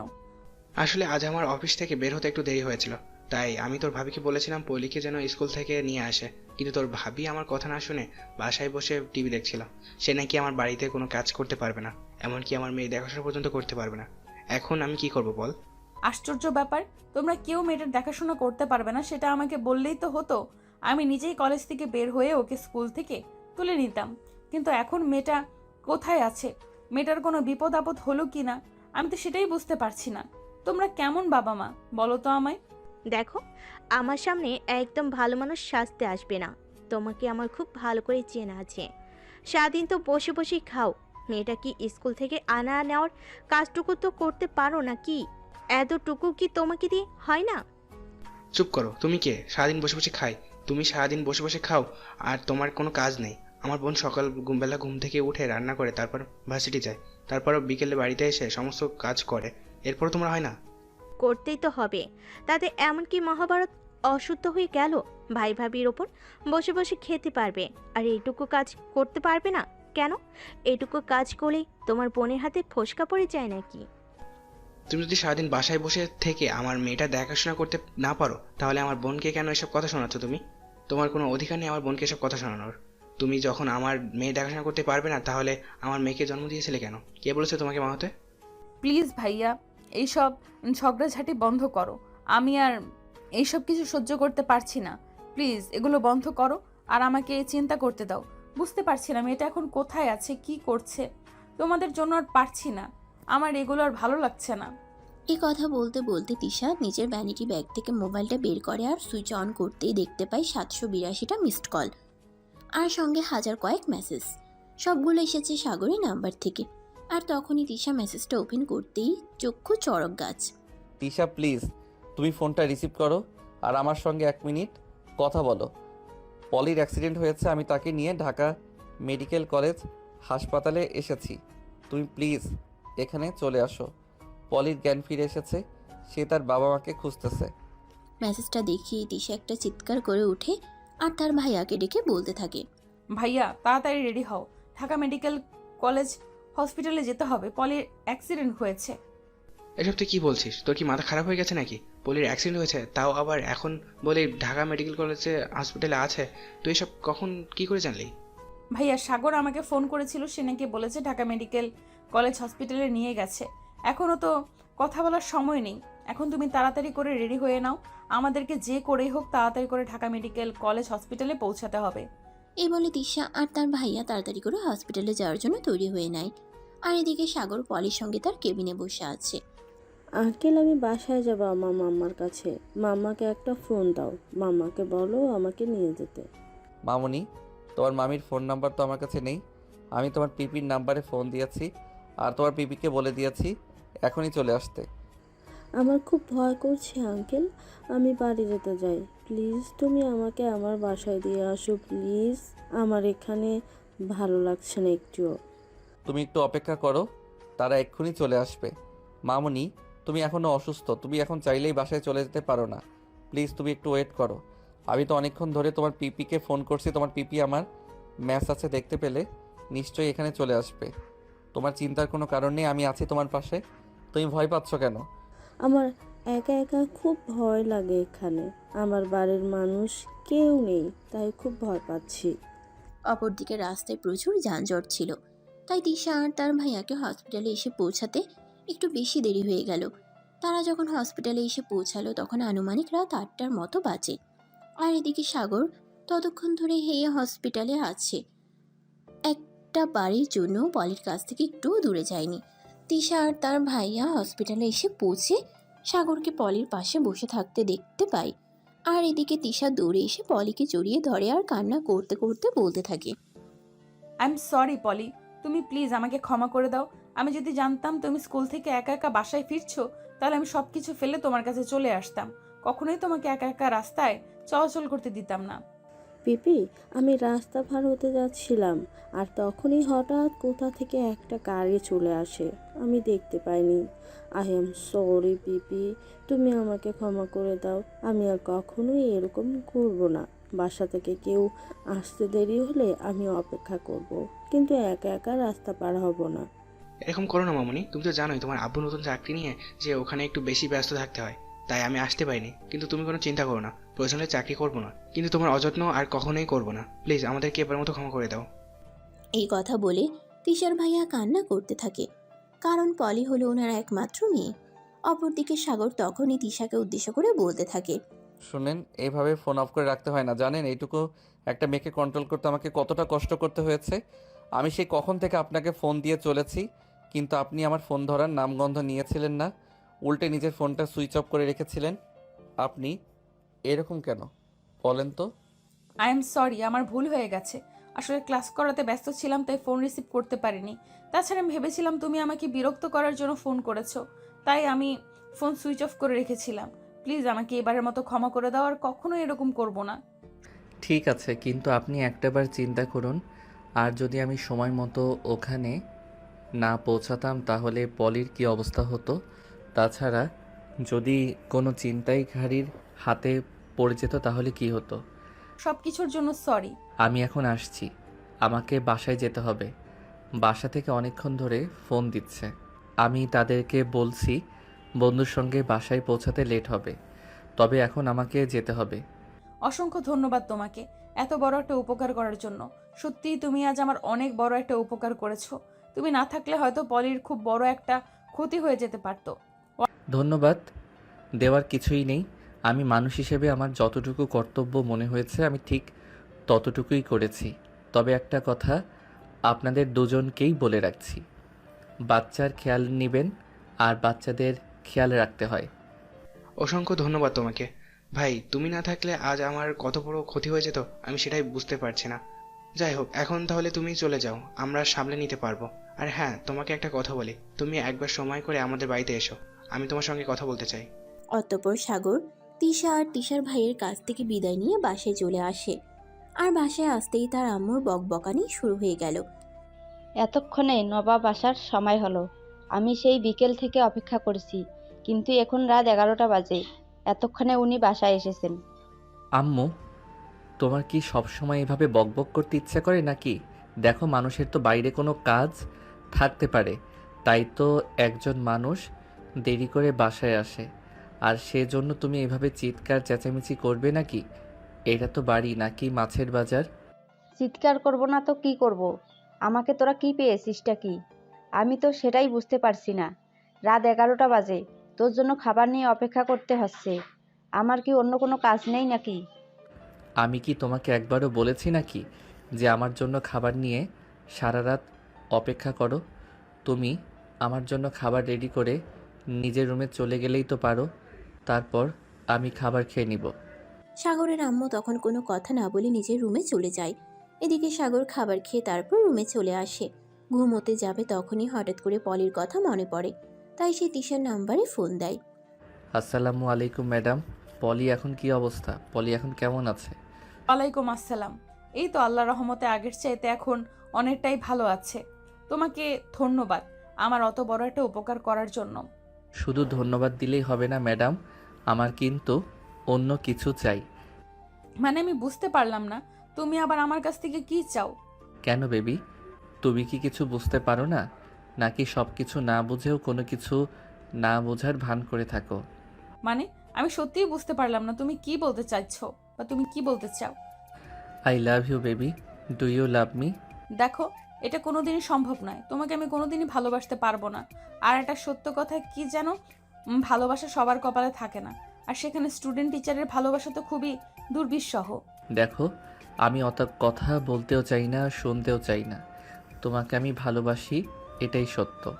এরপর সাগর আর কিছু বলতে চাইছিল, কিন্তু তাকে সেই সুযোগটা না দিয়ে তিশা ফোনটা কেটে দেয়। আর এদিকে সাগর তিশাকে প্রায় অনেকবার কল দেয়, কিন্তু ফোন সুইচ অফ থাকার কারণে আর ফোন হয় না। তাই সাগর মোবাইলটা রেখে ঘুমিয়ে পড়ে। আর এদিকে দেখতে দেখতে 2-3 দিন সময় চলে গেল। পলি মোটামুটি সুস্থ হলে তারপর তাকে বাসায় নিয়ে আসা হয়। সেদিন বিকেলবেলা তিশাদের বাড়িতে যায় সাগর পলির সঙ্গে দেখা করার জন্য। মামুনি, তোমার এখন কি অবস্থা? কেমন আছো তুমি? এই তো আঙ্কেল, আলহামদুলিল্লাহ অনেকটাই ভালো আছি। তুমি কেমন আছো? তুমি আমার জন্য চকলেট এনেছো? আলহামদুলিল্লাহ ভালো আছি মামুনি। আর হ্যাঁ, তোমার জন্য আজ আমি অনেকগুলো চকলেট নিয়ে এসেছি। কই, আমাকে চকলেট দাও। আমাকে কয়দিন ধরে পিপি চকলেট কিনে দেয় না। আমার খুব চকলেট খেতে ইচ্ছে করছে, তাড়াতাড়ি দাও, আমি চকলেট খাবো। সাগর তখন পলির হাতে বড় একটা চকলেটের বক্স ধরিয়ে দেয়। আর পলি এগুলো খুশি মনে খেতে থাকে। আর তখনই তিশা সেখানে উপস্থিত হয়। সে সাগরকে দেখে বলতে লাগে, কি ব্যাপার, তুমি হঠাৎ আমার বাড়িতে কেন? এটা আমার শ্বশুর বাড়ি। আমি কখন আসবো না আসবো সে ব্যাপারে তোমাকে কোনো কৈফিয়ত দিতে হবে নাকি? আর তাছাড়া তুমি আমার কাছে চাইলেও আমি তোমার কাছে কোনো কৈফিয়ত দেব না। এখানে আমার যখন খুশি হবে তখনই চলে আসব। তাছাড়া পলি মামনি যখন রয়েছে ওর কাছে তো আসতেই পারি। জানো, আমার না বাচ্চা খুব ভালো লাগে। দেখো, তুমি এই বাড়িতে আসো এটা আমি চাই না। তাছাড়া তুমি তো খুব ভালো করেই জানো আমি কিসের মধ্যে দিয়ে যাচ্ছি। আমি আর কোনো দুর্নামের ভাগীদার হতে চাই না। সেটার জন্যই তো আমি ব্যবস্থা করতে চাইছি। আমি ভাবছি আজ আব্বু বাসায় থাকবে, আজ বিকেলে আব্বুর সঙ্গে তোমার ব্যাপারে কথা বলবো। কোনো লাভ হবে না। বড়লোকের বিগড়ে যাওয়া ছেলেকে আমি কখনোই বিয়ে করব না। তুমি অনেক বেশি আদর পেয়ে বড় হয়েছো, তাই এভাবে বিগড়ে গিয়েছো। দেখো, আমি তোমাকে তোমার ভালোর জন্য একটা কথা বলছি। নিজের জীবনটাকে আবেগ দিয়ে চালাতে যেও না, বিবেক দিয়ে চিন্তা করো। এইভাবে কথা কাটাকাটি হচ্ছিল সাগর আর তিশা দুজনের মধ্যেই। তখনই তিশার বড় ভাই আসে, সেখানে এসে উপস্থিত হয় আর সাগরকে দেখে তিশার বড় ভাইয়া বলতে থাকে। কি ব্যাপার ছোট ভাই, কেমন আছো তুমি? এই তো ভাইয়া, আল্লাহর রহমতে আর আপনাদের দোয়ায় ভালোই আছি। আপনি কেমন আছেন? এই তো ভাই, আল্লাহর রহমতে ভালোই আছি। তোমাকে অসংখ্য ধন্যবাদ। তুমি না থাকলে সেদিন যে কত বড় বিপদের মুখে পড়তে হতো সেটাই ভেবে পাই না।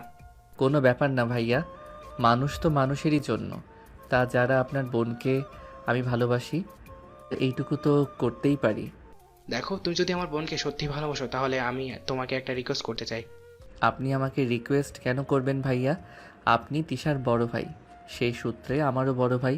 আপনি আমায় আদেশ করুন, আপনি আমায় যা বলবেন আমি তাই করতে রাজি আছি। আমি চাই তুমি আমার বোনকে বিয়ে করে আমাদের বাড়িতে থেকে যাও। আমি আমার বোনকে আর এই কষ্টের মধ্যে দেখতে পারছি না। ধন্যবাদ ভাইয়া, আপনি নিজে থেকে কথাটা বলার জন্য আপনাকে অসংখ্য ধন্যবাদ। আপনি কোনো চিন্তা করবেন না, আমি আজকেই আমার বাবার সঙ্গে কথা বলবো এবং আমার বউটাকে যত তাড়াতাড়ি সম্ভব আমাদের বাড়িতে নিয়ে যাব। এই কথা বলেই সাগর তিশাদের বাড়ি থেকে বের হয়ে নিজেদের বাড়িতে চলে আসে। আর এদিকে সেদিন বিকেলে যখন সবাই গল্প করছিল, তখন এই সাগর তার আব্বুকে উদ্দেশ্য করে বলে। আপু, তোমার সঙ্গে একটা জরুরি ব্যাপারে কথা বলার আছে। সেটা তুমি কি এখন ফ্রি আছো? না মানে আসলে তোমাকে আমি এটাই বলতে চাইছিলাম যে তুমি কি আমার সেই কথাটা শোনার জন্য প্রস্তুত আছো? হ্যাঁ অবশ্যই, কেন নয়। তাছাড়া কি হয়েছে আমি তো সেটাই বুঝতে পারছি না। তুই তো কখনো এভাবে ঘুরিয়ে পেঁচিয়ে কথা বলিস না। বল তো আমাকে, কি হয়েছে তোর? না মানে আসলে আপু দেখো, আমি তোমাকে কথাটা খুব সহজ করেই বলতে চাই। আসলে আমি একটা মেয়েকে ভালোবাসি আর ওই মেয়েটাকে বিয়ে করতে চাই। এটা তো খুবই ভালো কথা। তাহলে এই কথাটা এভাবে ঘুরিয়ে পেঁচিয়ে বলার কি আছে? তুই আমাকে সরাসরি বললেই তো পারতি।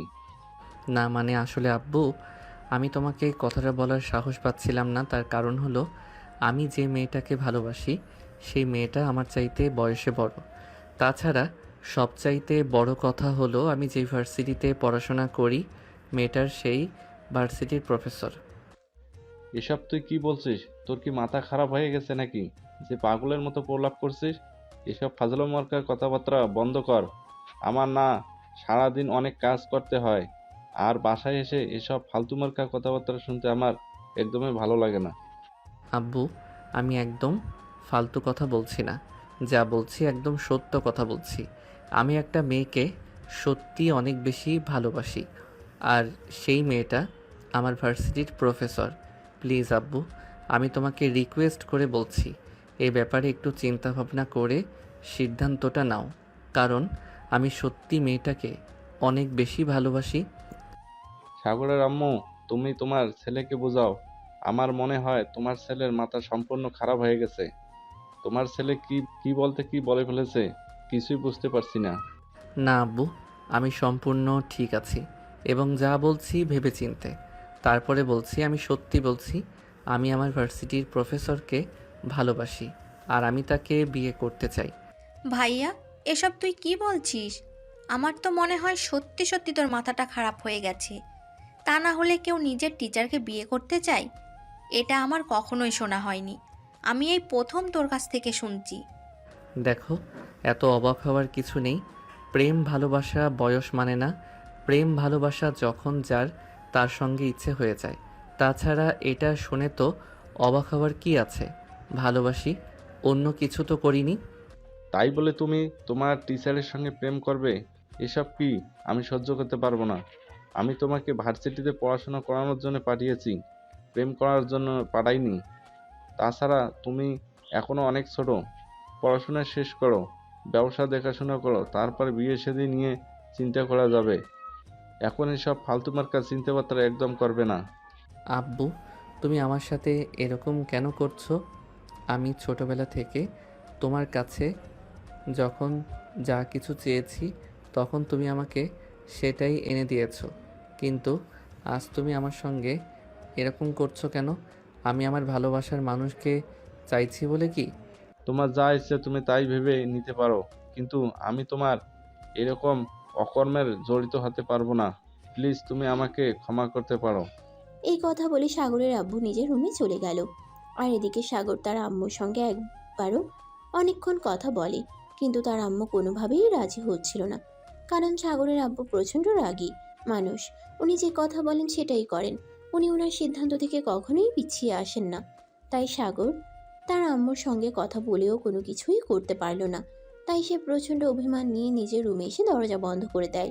3 দিন রুমের দরজা বন্ধ করে রুমের ভিতরে শুয়ে আছে, কার সঙ্গে কোনো কথা বলছে না। তার ছোট বোন তাকে অনেকবার খাবার খাওয়ার জন্য ডাকতে এসেছিল, কিন্তু সেই রুমে দরজা পর্যন্ত খোলেনি, কারোর সঙ্গে কোনো কথা বলছে না। তাই সেদিন বিকালবেলা সাগরের আম্মু সাগরের আব্বুকে বলল, দেখো তোমরা দুজনেই কেন এমন করছো, আমি সেটাই বুঝতে পারছি না। ছেলেটা একটা মেয়েকে ভালোবেসেছে, তাছাড়া সংসার তো সে নিজেই করবে, তোমাকে তো আর করতে হবে না। তাহলে তুমি কেন ওরকম করছো? প্লিজ ওদের সম্পর্ক মেনে নাও। আব্বু প্লিজ তুমি এরকম করো না। আম্মু যা বলছে একদম ঠিক কথাই বলছে। 3 দিন ধরে ভাইয়া রুমের দরজা বন্ধ করে শুয়ে আছে, কারোর সঙ্গে কোনো কথা বলছে না, এক গ্লাস পানি পর্যন্ত খাচ্ছে না। প্লিজ তুমি ভাইয়ার এই সিদ্ধান্তটা মেনে নাও। তোমারও কি তোমার ছেলেটার সঙ্গে তোমার মাথা খারাপ হয়ে গেছে নাকি, যে পাগলের মতো কথা বলছো?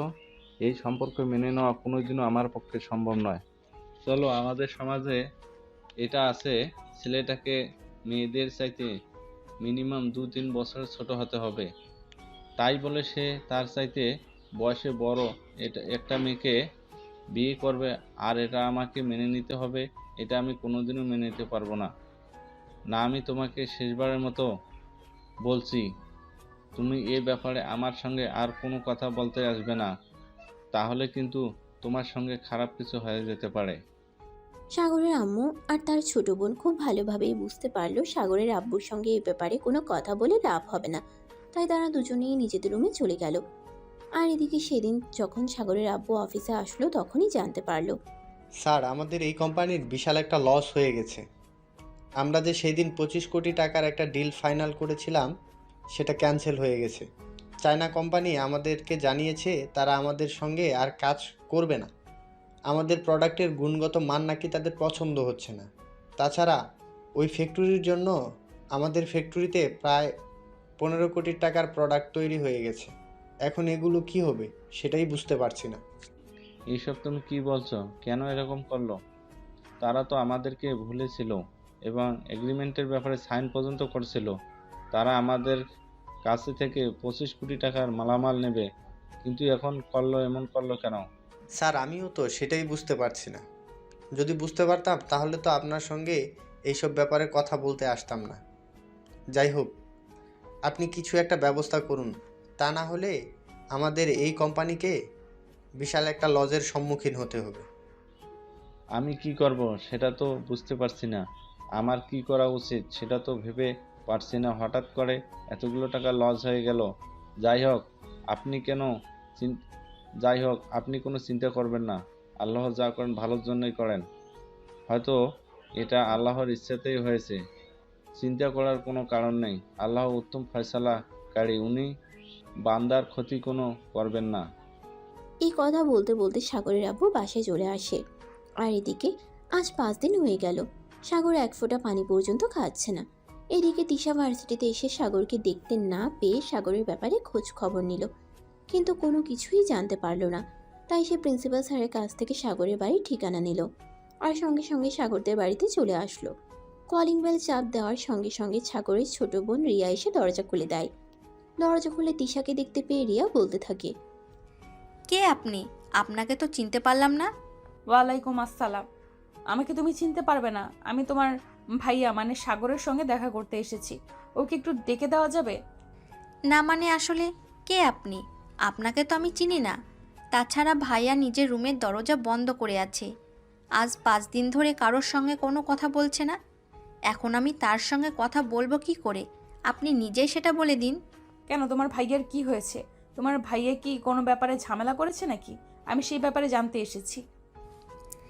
দেখুন, আপনি বাইরের মানুষ, আপনার সঙ্গে এসব ব্যাপারে কথা বলা ঠিক হবে কি না আমি জানি না, কিন্তু তারপরেও আপনি যখন জিজ্ঞাসা করছেন তখন তো বলতেই হয়। আসলে আমার ভাইয়া একটা মেয়েকে খুব বেশি ভালোবাসে, আর আব্বুর সঙ্গে কথা বলছিল এ ব্যাপারে। আব্বু যেন ওই মেয়েটাকে তার সঙ্গে বিয়ে দিয়ে দেয়, কিন্তু আব্বু এই সম্পর্ক কোনোদিন মেনে নেবে না। তাই ভাইয়া এভাবে 5 দিন ধরে রুমের দরজা বন্ধ করে আছে, কারোর সঙ্গে কোনো কথা বলছে না, এমনকি খাবার পর্যন্ত খাচ্ছে না। আমি বুঝতে পারছি না কি করব, কি করা উচিত। এদিকে আব্বুকেও বোঝাতে পারছি না।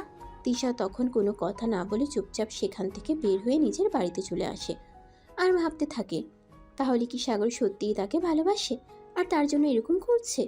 কিন্তু সে কি করে নিজের হবু শ্বশুর মশাইয়ের সঙ্গে এই ব্যাপারে কথা বলবে, এটা ভেবে পাচ্ছে না।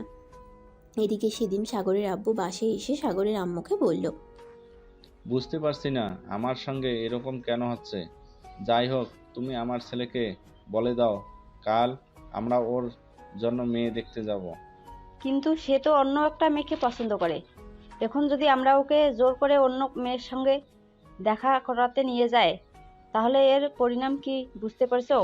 হ্যাঁ, বুঝতে পেরেছি বলেই তো বলছি। যাই হোক, আমরা ওকে নিয়ে অন্য কোথাও যাব না, ওর পছন্দ করা মেয়ের সঙ্গেই দেখা করতে যাব। ওই মেয়েটার ফ্যামিলির সঙ্গে কথা বলে দেখি, ওরা যদি ওদের মেয়েকে আমাদের ছেলের হাতে তুলে দিতে চায় তাহলে আমরা ওদের মেয়েকে আমাদের বাড়িতে নিয়ে আসব। এটা তো খুবই খুশির খবর। দাঁড়াও, আমি এক্ষুনি ভাইয়াকে খবরটা দিয়ে আসি। এই কথা বলে রিয়া সেখান থেকে দৌড়ে সোজা সাগরের রুমে চলে গেল। আর সাগরের রুমের দরজার সামনে দাঁড়িয়ে সাগরের রুমে রক করতে করতে বলল, ভাইয়ের জন্য একটা খুশির খবর আছে। আব্বু তোর সম্পর্ক মেনে নিয়েছে। আব্বু বলেছে কাল তোর ভালোবাসা মানুষের সঙ্গে দেখা করতে যাবে। সাগর ততক্ষণ বিছানায় শুয়েছিল। রিয়ার মুখ থেকে এই কথা শুনে সে বিছানা থেকে লাফ দিয়ে উঠে আর দরজাটা খুলেই রিয়াকে জড়িয়ে ধরে বলতে লাগে, তুই সত্যি বলছিস তো? সত্যি আব্বু আমার তিশাকে আমার কাছে এনে দেবে? জানিস আমার আজ কত খুশি লাগছে, আমি সেটা তোকে বলে বোঝাতে পারবো না। হ্যাঁ ভাইয়া, আমি একদম সত্যি কথাই বলছি। আব্বু আমাকে এমনটাই বলেছে। জানিস আজ আমার সাথে খুশি হয়তো পৃথিবীর কেউ নেই। আচ্ছা ঠিক আছে, পরে খুশি হওয়া যাবে। এখন তুই আমার সঙ্গে চল, খাবার খাবি। আজ 5 দিন ধরে তুই মুখে এক ফোঁটা পানিও পর্যন্ত দিচ্ছিস না। তোর চেহারাটা কি হয়েছে দেখতে পেয়েছিস? তোর এই প্রেমিকা যদি তোকে এই অবস্থায় দেখে, আমি নিশ্চিত সে তোকে রেখে পালিয়ে যাবে। এই কথা বলে রিয়া সাগরকে নিয়ে ডাইনিং টেবিলে চলে আসে আর তারপর সাগরকে খাবার খেতে দেয়। সাগর খাবার খেয়ে তারপর সঙ্গে সঙ্গেই তিশাকে ফোন দেয় আর বলতে থাকে, জান, তোমার আর কোনো চিন্তা নেই। কাল আমি আব্বুকে নিয়ে আসছি তোমাদের বাড়িতে, তোমাকে সারা জীবনের জন্য সুখের সন্ধান দেওয়ার জন্য। দেখো, সব ফালতু কথা বন্ধ করো। আমি খুব ভালো করে জানি তোমার ফ্যামিলির মানুষ এটা কোনোদিনও মেনে নেবে না। তাই তুমি এসব ফালতু চিন্তা ভাবনা বন্ধ করো। আমি সেদিন তোমার সঙ্গে দেখা করার জন্য গিয়েছিলাম, তুমি ভার্সিটিতে আসছো না কেন সেটা জানার জন্য, কিন্তু তারপরেই আমি তোমার ব্যাপারে সব কিছু জেনে এসেছি। তাহলে তো তুমি এটা খুব ভালো করেই জানো আমার আর আমার আব্বুর মধ্যে কে চলছিল। আমার আব্বু আমাদের এই সম্পর্ক মেনে নিয়েছে। আমার আব্বু একটু আগে অফিস থেকে এসে বলেছে সে নাকি তার ঘরের জন্য লক্ষ্মী আনতে যাবে। তার আম্মুকে এটাও বলে দিয়েছে সে কাল আমাকে সঙ্গে নিয়ে তোমাদের বাড়িতে যাবে। তাহলে আর কি কিছু বোঝার বাকি আছে নাকি? কিন্তু আমি তোমাকে কোনোভাবেই বিয়ে করব না। তোমার বাবা শহরের নামকরা ব্যবসায়ীদের মধ্যে একজন। আমি যদি তোমাকে বিয়ে করি তাহলে সবাই আমাকে বলবে আমি লোভে পড়ে তোমাকে বিয়ে করেছি। টাকার জন্য আমি তোমাকে আমার প্রেমের জালে ফাঁসিয়ে নিয়েছি, আর টাকার জন্য আমি তোমাকে প্রেমের প্রস্তাব দিয়ে বিয়ে করেছি। দেখো, মানুষ কি বললো না বললো সে ব্যাপারে আমার বিন্দুমাত্র ইন্টারেস্ট নেই।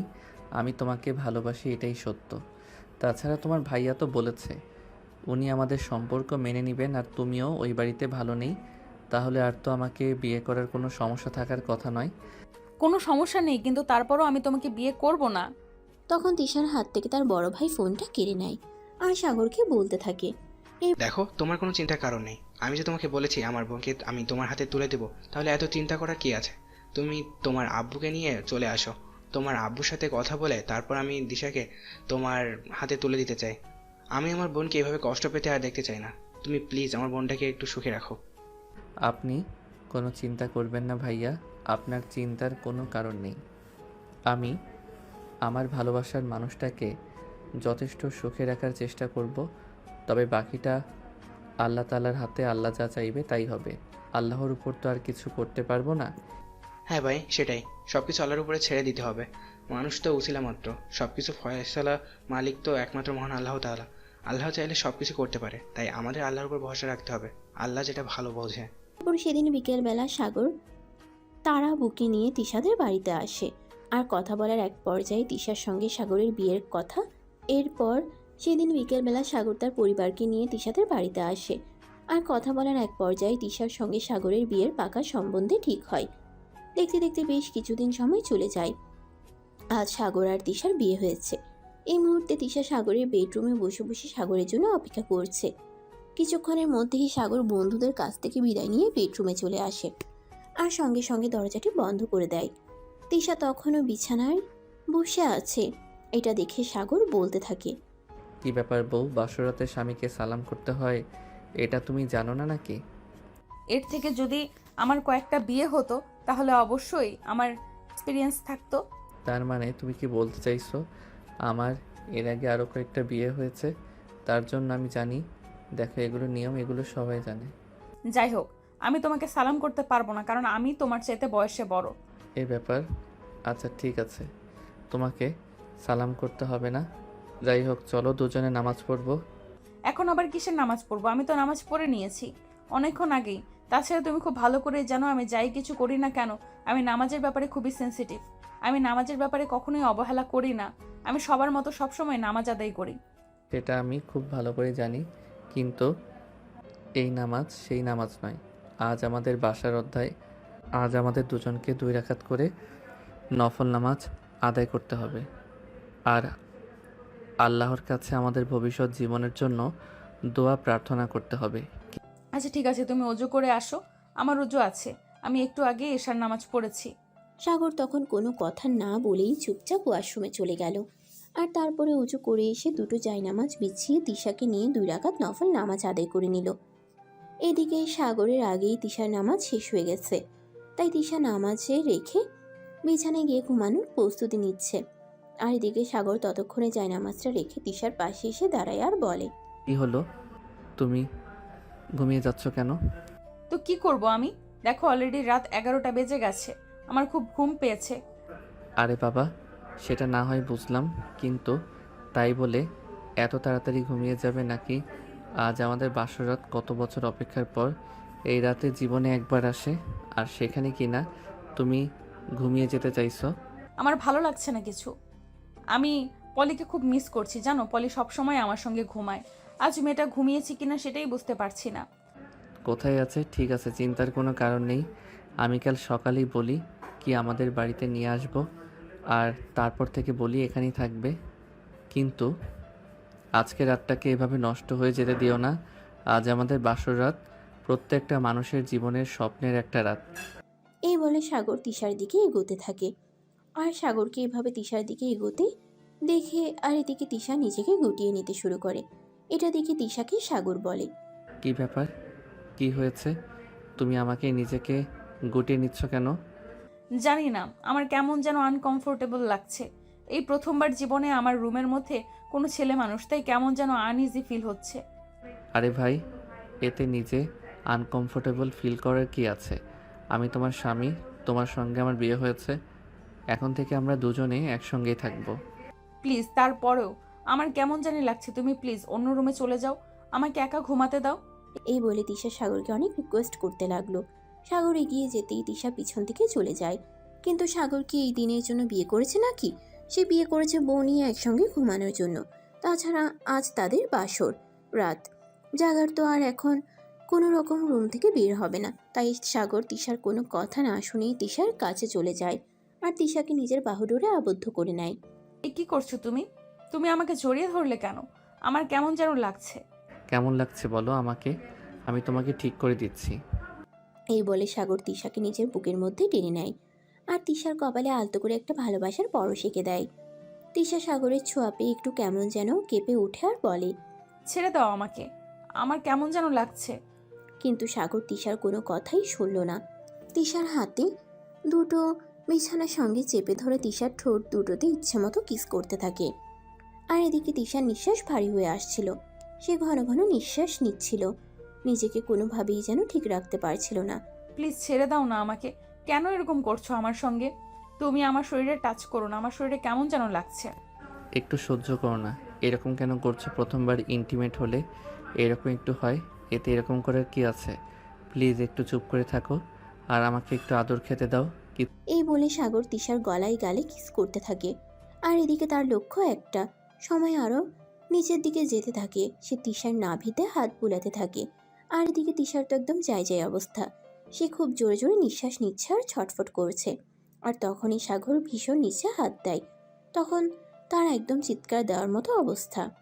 এ কি করছো তুমি? তুমি আমার ওখানে হাত দিচ্ছ কেন? প্লিজ তুমি তোমার হাতটা সরাও, আমার খুব খারাপ লাগছে। কিছু হবে না, একটু ধৈর্য ধরো, আমি তোমাকে খুব শান্তি দেব। প্লিজ তুমি এরকম করো না।